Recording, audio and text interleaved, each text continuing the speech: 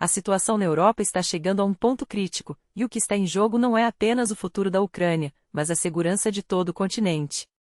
Enquanto o Kremlin joga com palavras sobre cessar-fogo nos feriados, suas tropas intensificam os ataques justamente onde a resistência ucraniana já é mais feroz. Não é por acaso que o foco está no setor de Pokrovsk, uma das linhas de defesa mais estratégicas do país. Mas o real objetivo de Moscou vai além, romper até a região de Dnipropetrovsk, custe o que custar. E para isso, o comando russo não mede esforços, lança novas unidades em batalha diariamente, sacrifica seus soldados em ondas humanas e comemora vitórias em que existem apenas no papel. Enquanto isso, as negociações de trégua não passam de cortina de fumaça, como alerta o Centro de Combate à Desinformação. Os ataques não se limitam a Pokrovsk, o fogo se espalha por toda a linha de frente. E é nesse cenário que surge uma notícia que pode mudar o jogo: a Ucrânia está prestes a fechar um acordo histórico com os Estados Unidos. O primeiro-ministro Denis Shmyhal já adiantou, os detalhes finais estão sendo ajustados, e a assinatura pode acontecer a qualquer momento. Não se trata apenas de mais um pacote de ajuda, é um compromisso de longo prazo, estruturado como um investimento estratégico. Após este primeiro passo, virão outros 2 acordos técnicos, focados na criação e no financiamento de um fundo permanente. A mensagem é clara: Washington não abandonará Kiev. E aqui entra um detalhe crucial: esse acordo pode até mesmo amarrar as mãos de Donald Trump, caso ele retorne à presidência.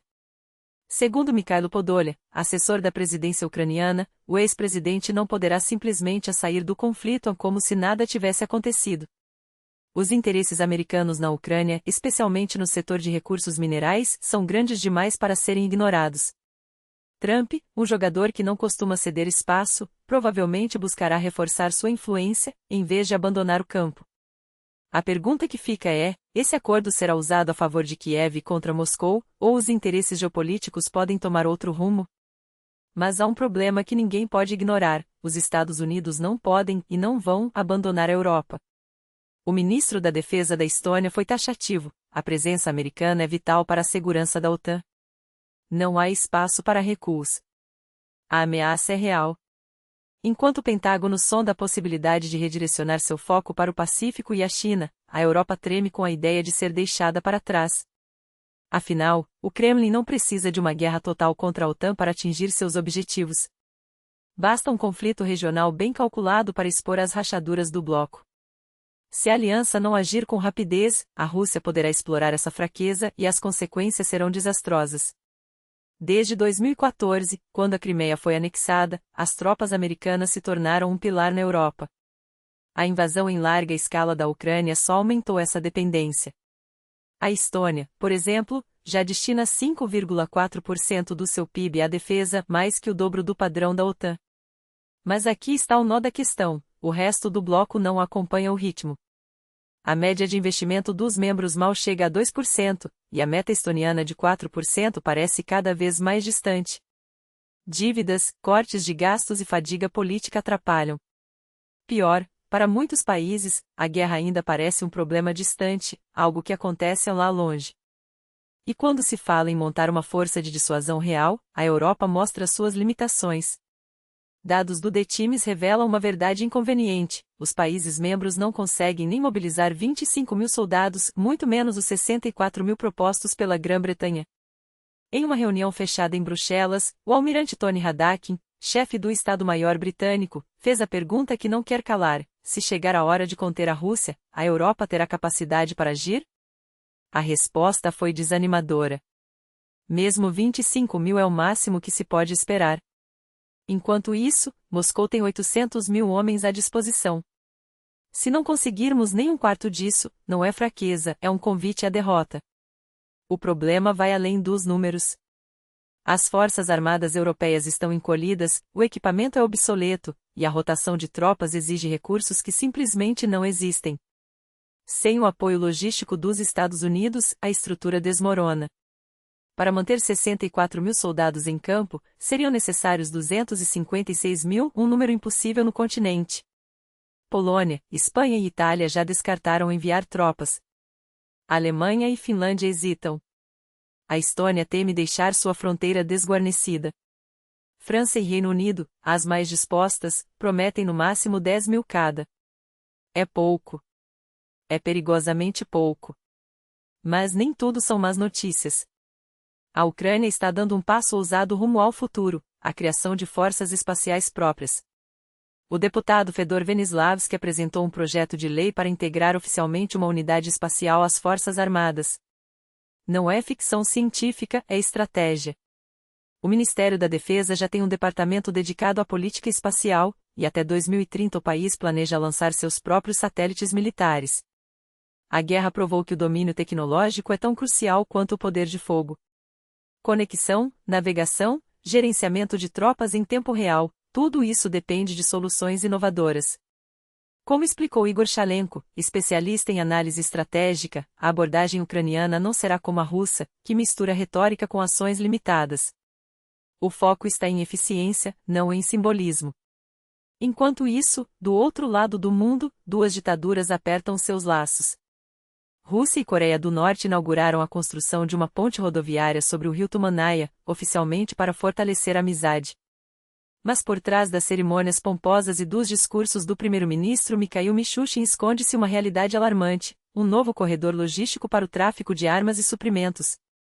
O local escolhido não é aleatório, fica ao lado da Ponte da Amizade, uma antiga passagem ferroviária construída após a Guerra da Coreia. Agora, com a adição dessa rota rodoviária, Pyongyang e Moscou ganham mais uma via para burlar sanções e alimentar a máquina de guerra russa. Os Estados Unidos e seus aliados já acusaram a Coreia do Norte de fornecer munição à Rússia. Com essa infraestrutura ampliada, o fluxo de materiais letais pode aumentar e o Ocidente tem motivos para se preocupar. A China, por sua vez, não fica para trás. Enquanto o mundo discute a Ucrânia, Pequim traça suas próprias rotas, literalmente. Um projeto ferroviário estratégico, contornando a Rússia, está em andamento, mais um sinal de que os eixos de poder global estão se reconfigurando. A mensagem é clara: quem não se preparar para os novos desafios ficará para trás. E nesse tabuleiro, cada movimento conta. O Uzbequistão não está apenas observando, está agindo. Uma nova ferrovia estratégica, desenhada para contornar a Rússia, já está em construção, enquanto o Quirguistão avança na perfuração de 3 túneis cruciais para a rota China-Quirguistão-Uzbequistão, peça-chave do ambicioso One Belt, One Road. Não é apenas uma obra de engenharia, é um golpe geopolítico. Esses túneis, como o de Ringan e o de Kassa, cada um com mais de 10 quilômetros de extensão, cortando montanhas intransponíveis, conectarão Kashgar, na China, a Andijan, no Uzbequistão, atravessando os passes kirguizes com uma velocidade operacional de até 120 km por hora. O que isso significa na prática? Menor dependência, maior velocidade, custos reduzidos. Hoje, as cargas chinesas rumo à Europa ainda dependem de rotas que passam pela Rússia ou pelo Cazaquistão, países que, em um cenário de sanções ou tensões, podem se tornar gargalos. Mas com essa nova linha, a Ásia Central ganha algo inédito: acesso direto aos portos chineses, sem intermediários. Para Pequim, é mais uma peça no domínio regional; para Moscou, é mais um sinal de que seu papel como hub logístico está se esvaindo. Enquanto a China avança com sua engenharia de poder, a Bielorrússia oferece um espetáculo sombrio de como o autoritarismo opera nos bastidores. Um sacerdote católico, Padre Andrés Jushevivics, reitor do Santuário de Nossa Senhora de Fátima, foi condenado a 13 anos de prisão em um julgamento secreto, sem transparência, sem acesso à imprensa. As acusações? 3 artigos criminais, todos relacionados a supostas interações com menores, mas os detalhes são nebulosos, as provas questionáveis. As testemunhas, se é que existiram, podem ter falado sob pressão. Os fatos alegados remontam a uma década atrás, o que torna ainda mais frágil a construção do caso. A promotoria pedia 15 anos, o padre, segundo fiéis, negou tudo, insistindo em sua inocência. O que resta? Um sistema que julga nas sombras, onde a justiça se confunde com a conveniência política. E enquanto o regime comemora sua eficiência, o mundo assistente se pergunta: até quando a fé, a lei e a verdade serão reféns de um jogo onde só há um jogador?